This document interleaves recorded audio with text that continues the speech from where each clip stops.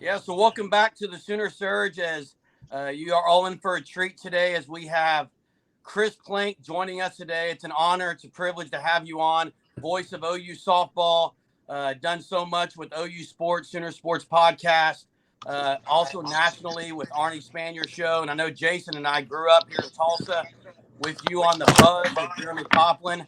So, Yeah. yeah, so it's great having you on. Appreciate you taking the time to join us, man. Yeah, thanks. I appreciate you guys having me on. Any chance I get to talk more OU, I'm about it, especially from someone who can remember the big show, because those were, I guess we can say, the good old days. Thanks, guys. Appreciate it. Oh yeah. First, let's. I know 2011 is when you kind of started with the OU stuff, and 15 and 16 when you started with the softball. Can you just maybe talk about impact of Toby Roland? Was there as you transition into calling and being the voice for the softball program? Was there a connection there where he impacted you in any way?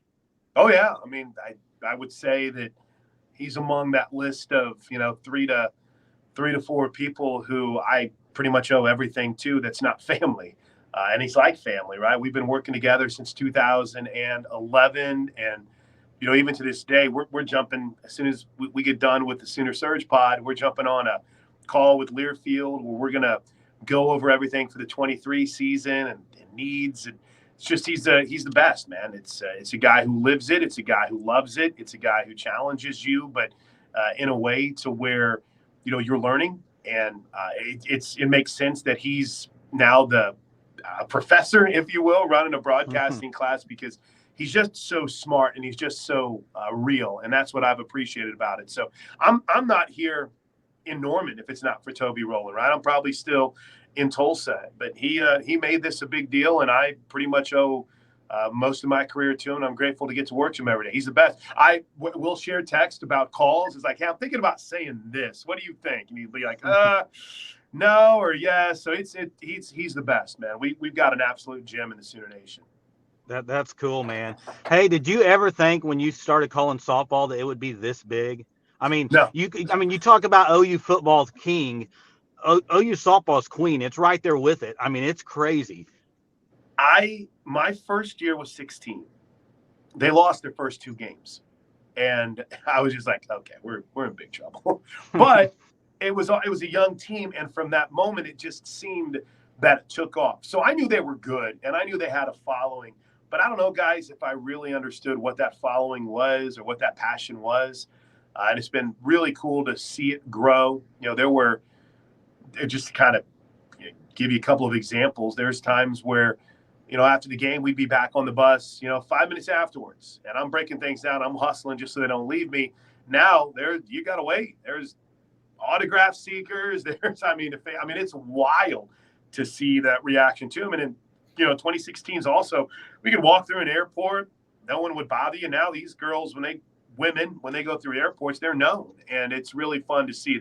I don't know if you guys have driven by Love's Field recently. It's coming along. It looks like it's going to be the gym that we expect it to be. And it's been a blessing, man.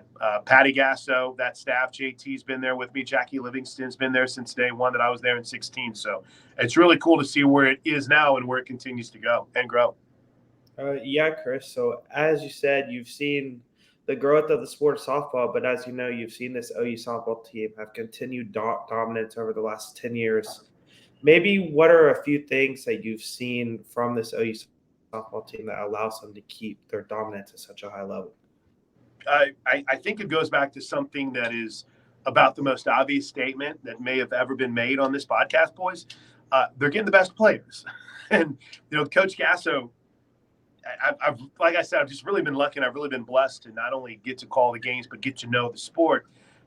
And when we were at the World Series, she was talking to Leah Amica, who is one of the greatest Arizona players, one of the greatest college softball players of all time.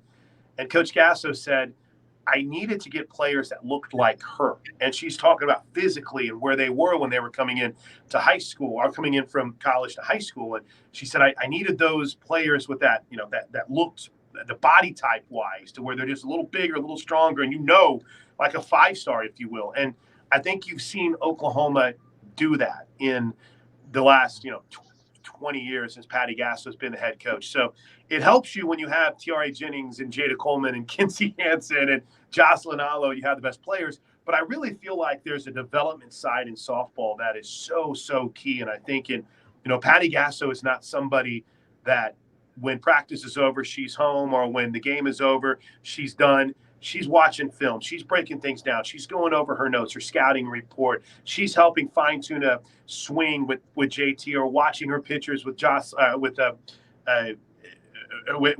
pitching side of things. Rocha, yeah. I don't know why I just blanked on Jen Rocha's name. Thank you, but she's just incredible in how detail oriented she is. And I think best players, developing them, and then number 3. Just the feel, right? You got to have that feel for the game. And she has an incredible feel for, okay, when's the time to run? When's the time to be aggressive? When's that time to pull back a little bit? When's the time to maybe play small ball? So, I mean, I said it whenever people were complaining during the World Series about Oklahoma having an unfair advantage. Yeah, they've got an unfair advantage because they have Patty Gasso, and she makes all the difference in the world. So I could talk about them all day. I really could.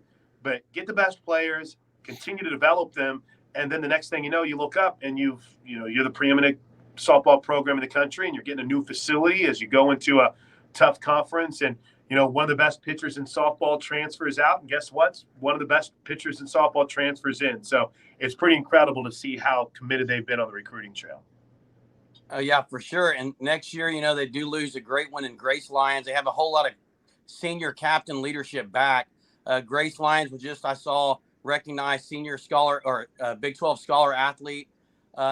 What's your opinion on what they're going to do at that shortstop position? Because I know there's talk of Avery Hodge maybe slide in there, or is Tiare going to move over? Is Burrito going to? I mean, there's so many options I think that Gasso has. What are your thoughts on that? Yeah, I was telling this. I'm literally at the radio studio. We just got off the air. And I've told this story a lot, and it just kind of speaks to the type of player or position-wise they bring in. In 2015, so Sid Romero, her freshman year was the 16 season, but 2015 fall ball. When they had their first practice, Patty Gasso said, all right, everyone go to your position. And everyone went to shortstop. So you recruit a bunch of shortstops and maybe even pitchers in that. And I think that I think it's going to be an interesting battle. I don't know if any of the incoming freshmen have an opportunity to compete there. They obviously didn't go get someone out of the portal to play infield. So you hit it on the head. I think it's Burrito, Hodge.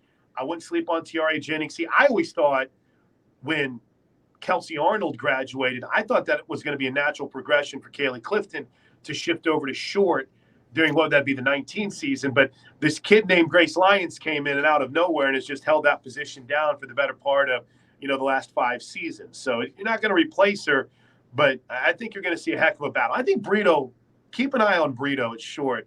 But when you establish yourself at third, it's hard. It's hard to take that because it's such a tough position to play. So I think it's going to be a battle. I wouldn't sleep on any of them. Avery Hodge has a few things she needed to clean up, and I'm really excited to see her in fall ball to see if she's continued to improve in that, because she gives you something that is just different in this sport right now. It's just different, and it's fun to see. Yeah. Hey, Chris, if you could give us one name maybe that you think next season would be a big contributor that maybe hasn't been yet. Who's a name that Sooner fans can look for? Oh, gosh, that's good. Well, Kirsten Deal, but she kind of contributed a little bit near the end of last season.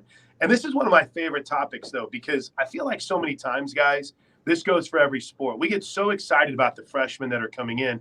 We forget about those developmental players. Like we're talking football today, and you get so excited about all the youngsters, the Josiah Wagners at corner, and the Makari Vickers, that you're kind of stopping. You sit back, you're like, man, Woody Washington's been here for a while, and he's been really good. Yeah. So and has developed through this system. I think in softball it fits too. In 2016, Aaron Miller and Katie Self were captains, but they were role players early in their career that developed and became superstars and won a national championship. So it's a little bit different because now with this Sooner softball team, you look and you're starting third baseman, second baseman, first baseman, catcher, and at any point in time, anyone in the outfield is back. I'll give you 2. I'll try to limit it to 2. Quincy Lilio, if you listen to the broadcast, I've been big on Q for the last, season. I thought she had a great fall. She got dinged up a little bit, but played injured last year. So I think she's got a chance.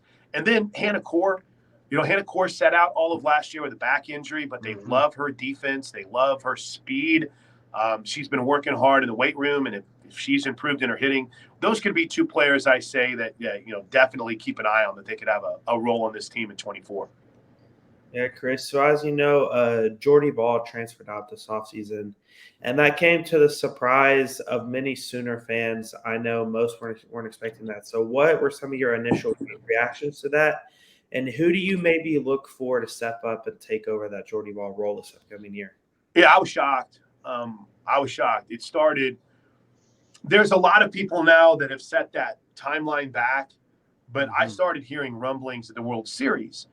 And – I mean, you guys follow softball. I don't know if you dive into the travel ball world, but there's a lot of rumors. And I mean, I had heard a rumor that Maya Brady was transferring to Oklahoma. All these things get thrown around, and you never know what's real or what isn't. So when someone had reached out to me and said, "Hey, what's going on here?" I was like, "Oh, I'm sure that it's just people like to gossip."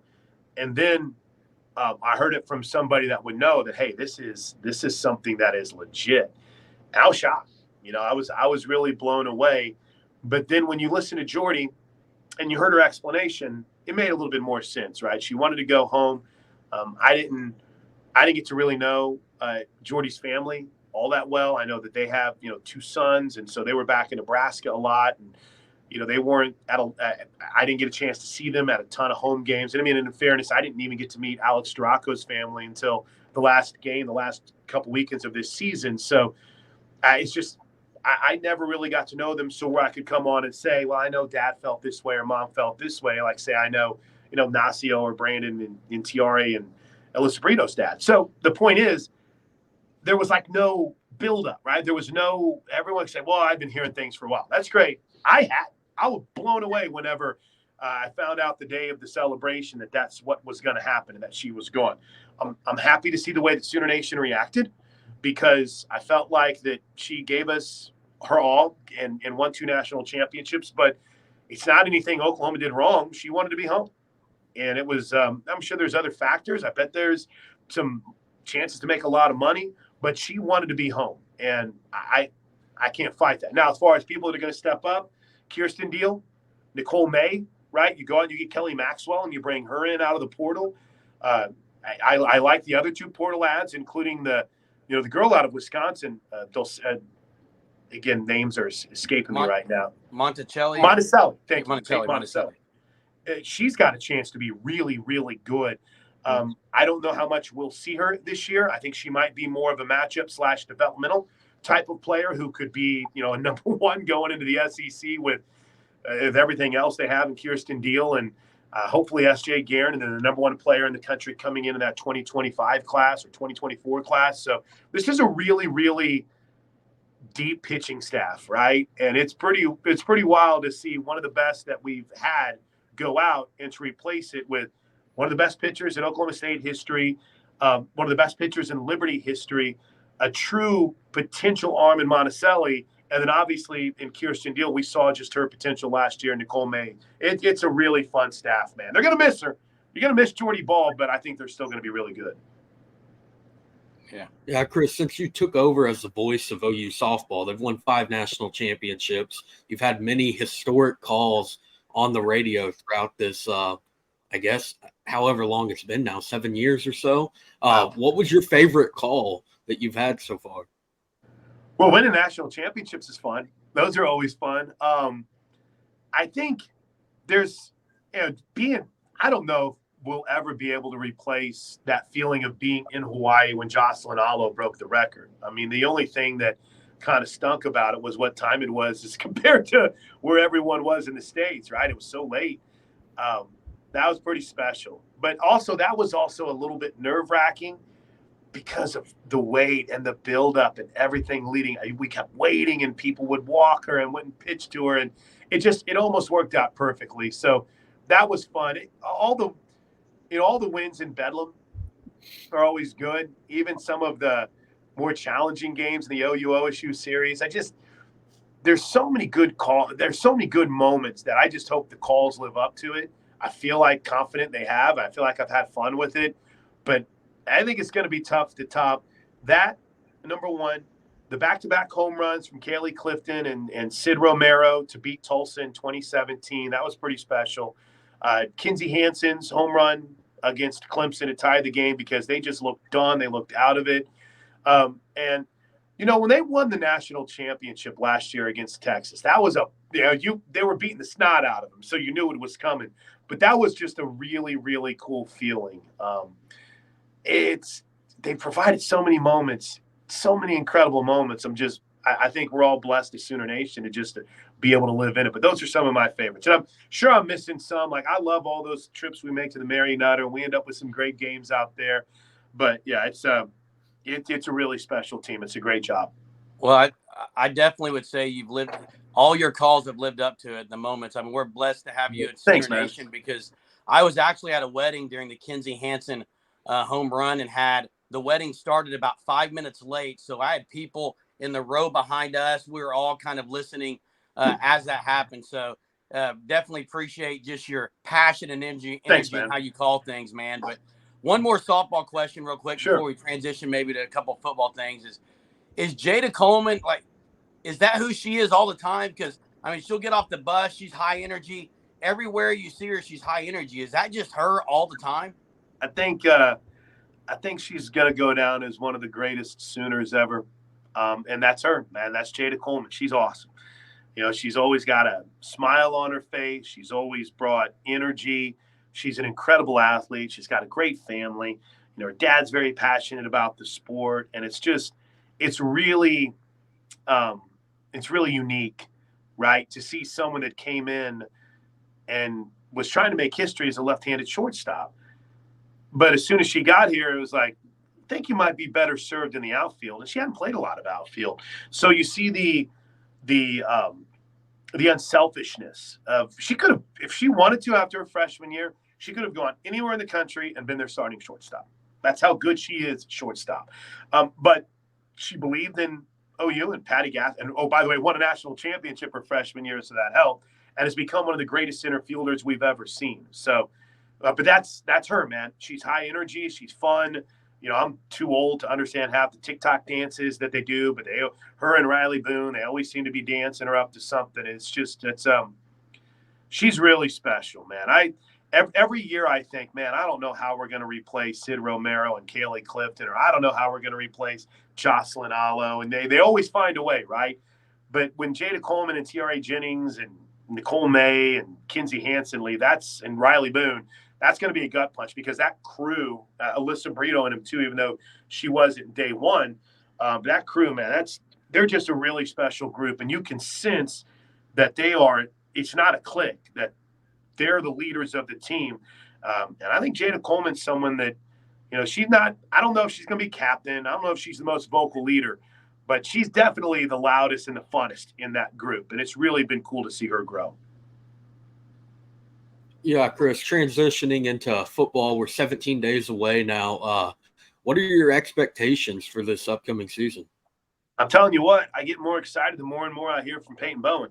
I was listening to a lot of audio from him post-practice as we talk here on Wednesday. He met with the media on Tuesday night. It was really cool. He seems very confident. He seems very in the know, well-trained on this defense, and that makes me really happy because I think that back end has to be better this year. And apparently had maybe a little bit of a rough scrimmage on Saturday, but they've been really good in camp. You got numbers, and you got guys that are training and learning from different positions. So the more I hear from Peyton Bowen, I get excited.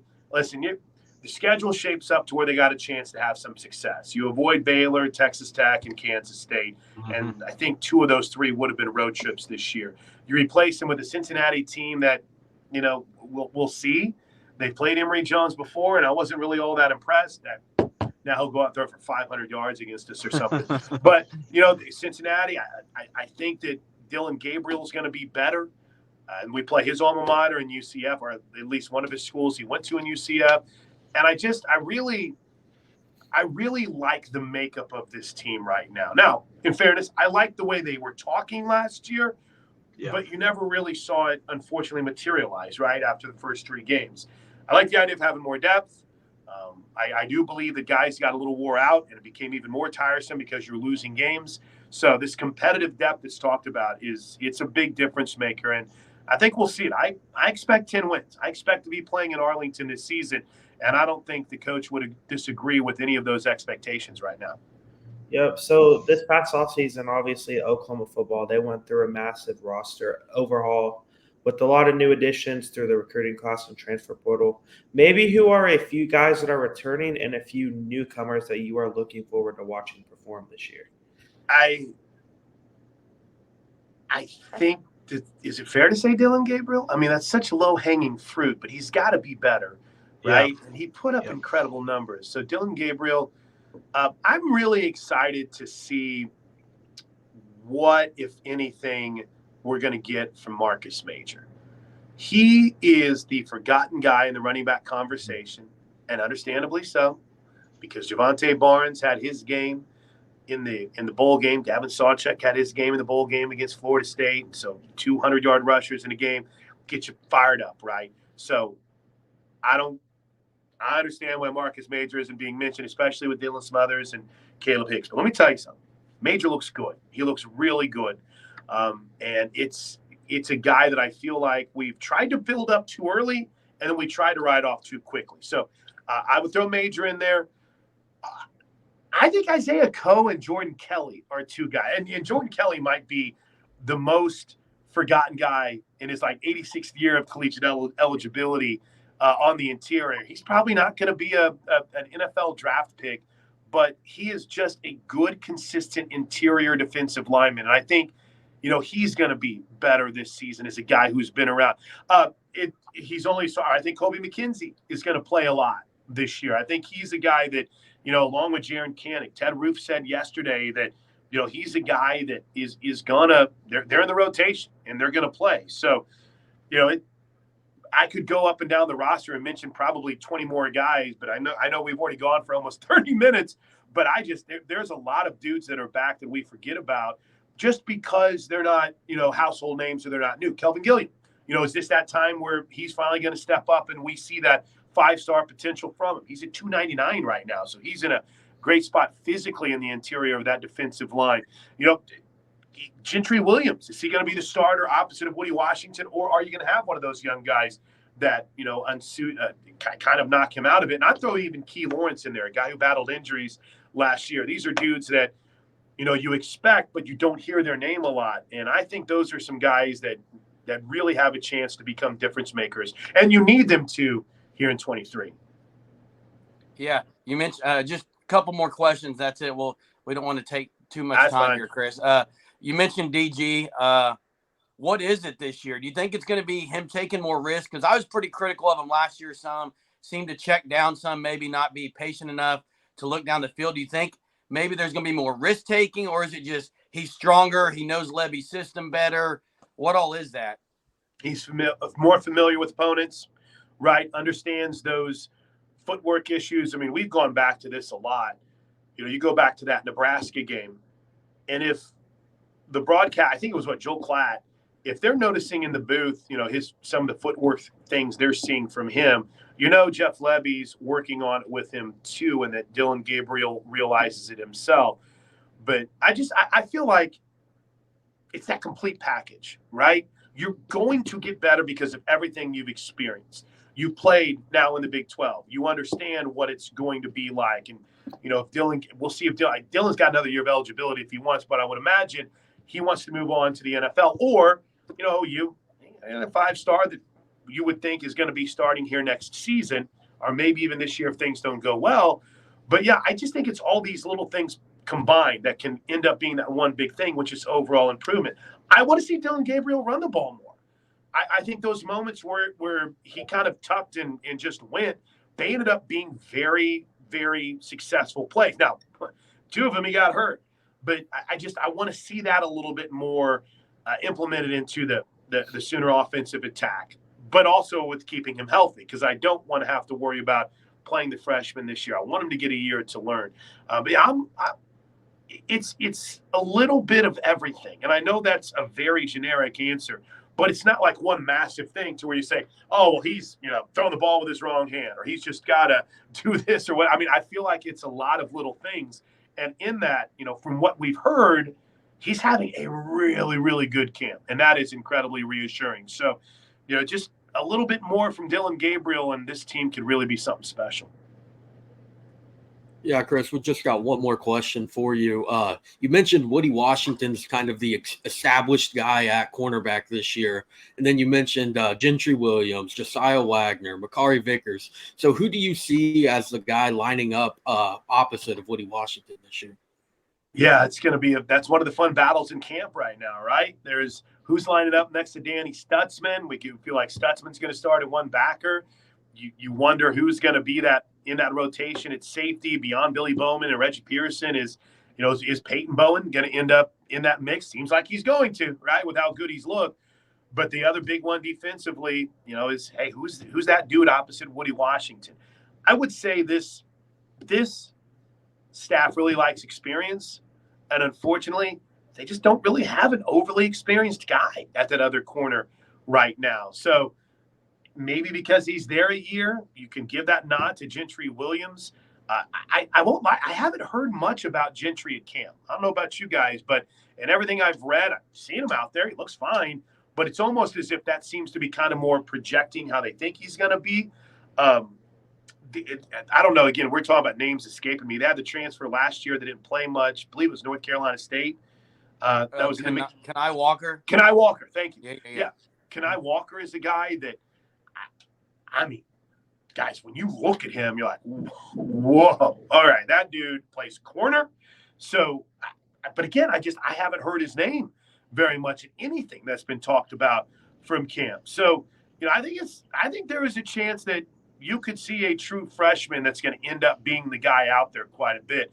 I still am surprised about the Jaden Davis transfer, though a lot of people have pointed out that maybe you see the writing on the wall and you see these young guys and you realize, okay, I'm in a good spot, but I'm eventually going to get surpassed by Vickers and Wagner and Dolby and other names. But I think it is the number one story in camp defensively, beyond any, as far as battles is concerned. We can talk about rotational battles. You can talk about depth on the defensive tackle. But to me, the number one battle is who is that corner opposite Woody Washington.